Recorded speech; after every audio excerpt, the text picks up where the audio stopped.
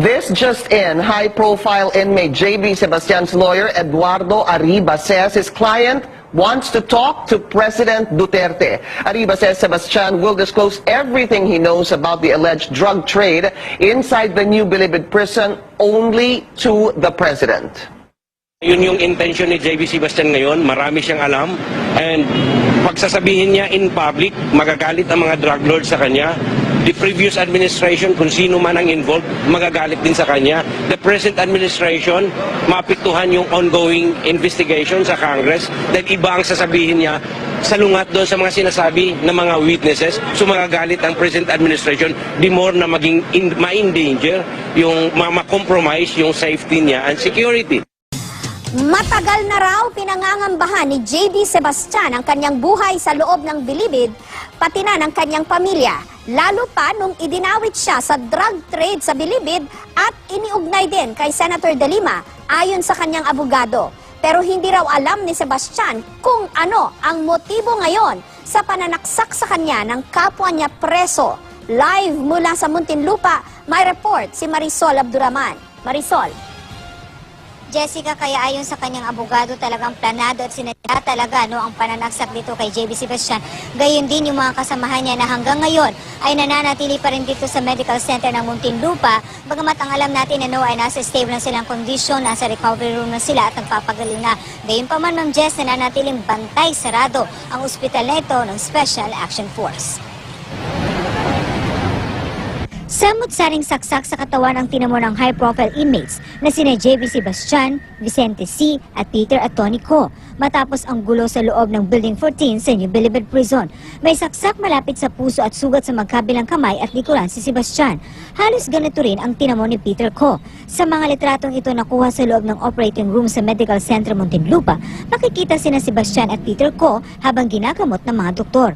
Pareho silang nakaligtas sa mga saksak. Ngayon din si C. More or less nasa chest sa heart ang consideration na tama So fatal. Yung ang habol natin is yung fatality ng mga injury. Mas malaki. More of ice pick. Yung ice pick, maliit, matulis, diretso. Sinaksakan, diretso sa tagot. Hindi naman umabot ng buhay sa ospital si Tonico. Bandang 1:30 ng hapon kanina, dinala sa punerarya ang kanyang labi. May mga dumating na nagpakilalang mga kaibigan daw ni Co, pero mailap sila maging sa mga tauhan ng punerarya. Ang bilin daw nila, wag munang gagalawin ang bangkay hanggang hindi dumarating ang mga kaanak ni Co galing China. Yun na ang sabi, mga kaibigan lang daw po sila nang namatay.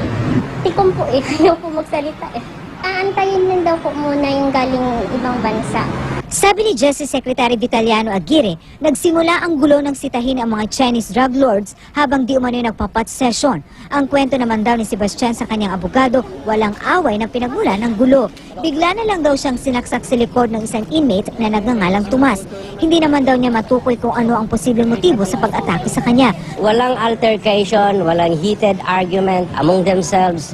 Kaya yung sinasabi nilang riot, napaka-imposibleng mangyari yun Bigla na lang may umatake kay JB from behind at sinaksak siya dito sa dibdib. Yun na yun, pagulong-gulong siya at sinalag niya yung mga saksak. But the fatal blow was dito sa chest niya. Oo. At habang pinapari niya, sinasalag niya yung saksak ng Tom, narinig niya na nagkaroon na rin ng commotion sa loob. Nagsisigaw yung mga Chinese, maawa naman kayo, tama na, tama na. So, ang alam ni JB, sinasaksak na rin sila. Matagal na raw hinihingi ng kampo ni Sebastian na ilipat siya mula Building 14 dahil nangangamba ito sa kanyang buhay at ng kanyang pamilya. Yan ay matapos siyang idawit sa drug trade sa loob ng Bilibid at iugnay siya kay Senator Leila De Lima. There is a serious and imminent danger to the life of my client, J.B. Sebastian. Hopefully, sana naman, maawa naman sila, i-transfer nila ito sa safe na lugar. Carnapping at kidnapping ang mga kasong naglagay kay Sebastian sa Bilibid. Nahatulan siya ng reclusion perpetua sa dalawang kaso niya ng kidnapping. Bahagi naman ng tinaguri ang Bilibid 19 sina Peter Co, Tony Co at Vicente C. Ang nasawing si Tony Co o Suyu Kwang, nahatulan ng carnapping at kidnapping sa isang Jackie Rowena Chu noong 2001. Si Peter Co naman o Wu Tuan Yuan, hinatulang guilty matapos mahuling nagbebenta umano ng shabu noong 1999. Inaresto rin dahil sa pagbebenta ng shabu si Vicente C. noong 1998. Taong 1999, nang sentensyahan siya ng reclusion perpetua. Jessica, alam mo bago tayo sumempe pa with few minutes before 9 o'clock ngayon ay nakausap natin ang asawa nitong si Tonico at gaya ng sinasabi ng abogado ni JB Sebastian, hindi rin daw siya kumbinsido na nagkaroon ng gulo sa loob ng Building 14 at ayon sa kanya dapat daw itong maimbestigahan dahil wala raw hustisya ang nangyari doon sa kanyang asawa. Narito ang kanyang panayam. Isipin mo, 12, hindi pa ba talaga tinutuluyan yun? Talagang tutuluyan na nila. Eh, sigarilyo nga po, hindi na sila makapagsigarilyo eh. Magsasyabu pa kaya sila? Huli raw niyang nakausap ang kanyang asawa nung linggo at maayos pa naman daw ang kanilang naging usapan. Wednesday kasi supposedly ang first day ng dalaw doon sa Building 14 or the whole New Bilibid prison. Pero yun nga, yung supposedly sana na magiging dalaw nila kanina ay past 10 na raw, nabalitaan niya kanina. At gaya nga ng mga asawa ni Tony Ma'am Jess, nangangamba ngayon ang ilan pang asawa ng mga inmates na nandoon ngayon sa Building 14 dahil wala raw silang balita at we understand naka-lockdown ngayon doon. So hindi raw nila alam kung ano ang posibleng mangyari sa kanilang mga asawa. Jessica. Marisol, ano ang medical bulletin dito sa iba pang mga sugatan kay Sebastian, kay Peter Ko at yung iba pa? Alam mo Ma'am Jess, once lang talaga nagbigay ng medical bulletin itong ospital. Kanina, sinabi nila sa atin ng mga around 2:30 na maayos ang kanilang kalagayan, stable na, pero talagang they're in close observation dahil yun nga, hindi basta-basta raw ang kanilang mga tinamong sugat. Sinasabi nila parang ice pick nga raw ang tumama at mga fatal ang kanilang mga tama. Kaya dapat daw talaga itong bantayan. Maswerte na nga lang daw na nakaligtas ang mga ito. So, yun, kailangan pa rin sila iobserbahan. At sinabi naman na mukhang kakayanin naman daw ng ospital dahil kanina alam natin na merong request ang kampo ni Sebastian na mailipat siya sa ibang ospital. Pero ang sabi ng ospital, kaya naman daw ng kanilang mga facility dito kung ano man ang kondisyon ng 3 inmates ngayon, kaya naman daw nito. So there's no need for them to be transferred sa iba pang tertiary hospital, Jessica. Nakapagsalaysay ba itong mga sugatan na ito kung anong nangyari sa kanila, even through their lawyers, kung hindi man direktang nakausap ng media itong mga to? Marisol? Talagang, alam mo Ma'am Jess, sa sobrang higpit, pupunta nga lang tayo sa pinto ng emergency room ng ospital, talagang tinataboy tayo literally, talagang bantay, sarado, napakahigpit ng mga sapong. Gaano sila kahigpit doon sa New Bilibid Prison, ganun din ang security na kanilang pinapatupad dito. Buti na lamang nagkaroon tayo ng chance na magkaroon ng balita doon kay JB Sebastian sa pamamagitan ng kanyang abogado. So siya lamang talaga Ma'am Jess ang ating nakuhanan kung ano talaga ang nangyari. At yun nga, ang sinasabi nga nitong abogado ay wala naman daw talagang nangyaring gulo.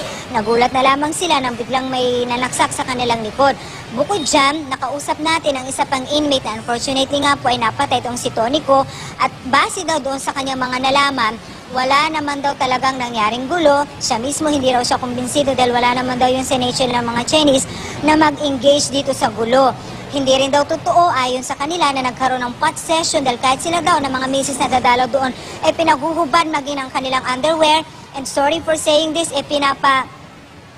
pinapabuka para to make sure na wala raw yung kanilang mga legs, to make sure na hindi sila makakapagpasok ng kontrabando. Gaya na lamang nitong shabu dahil ganun daw kahigpit, kaya napaka-imposible daw na magkakaroon ng pot session gaya ng sinasabi. So itong asawa lamang ni Tonico at yung abogado ni Sebastian lamang ang ating nakuhanan dahil hindi talaga tayo nagkaroon ng pagkakataon na makalapit. Although we understand, may mga kamag-anak po silang dumalaw kanina dito sa ospital, Jessica. Pero itong abogado ni Sebastian, nakausap niya si Sebastian at nasabi niya yung kanyang bersyon ng nangyari. Tama ba, Marisol, yung intindi ko? That's right, Ma'am Jess, kasi among sa kanila na 3, itong si Sebastian ang medyo mas nakakausap kanina. Si Peter Ko, for a time, naging 50-50 ang kanyang kondisyon actually. Tapos ito naman si Vicente C, ay hindi rin ganun ka-okay ang kondisyon. So nung mga time na yon, nung dinala sila dito, Mga few hours after that, si Sebastian ang nakakapagsalita according to Bucor mismo. Kaya naman nakausap siya ng kanyang abogado at ito ang pinarating sa atin ng kanyang abogado na base sa sinabi sa kanya ni Sebastian, ganun nga daw ang nangyari. Kasi nga, narinig lamang natin ng Bucor kung ano daw ang nangyari, yung kanilang version. Ika nga, nung nagkaroon ng gulo, pero nalaman natin mula sa abogado ni Sebastian na base daw sa pagsasalaysay sa kanya ni Sebastian, ganun nga ang nangyari. Walang gulo at bigla na lamang daw silang pinagsasaksak, Jessica. Maraming salamat sa iyo, Marisol Abdurrahman.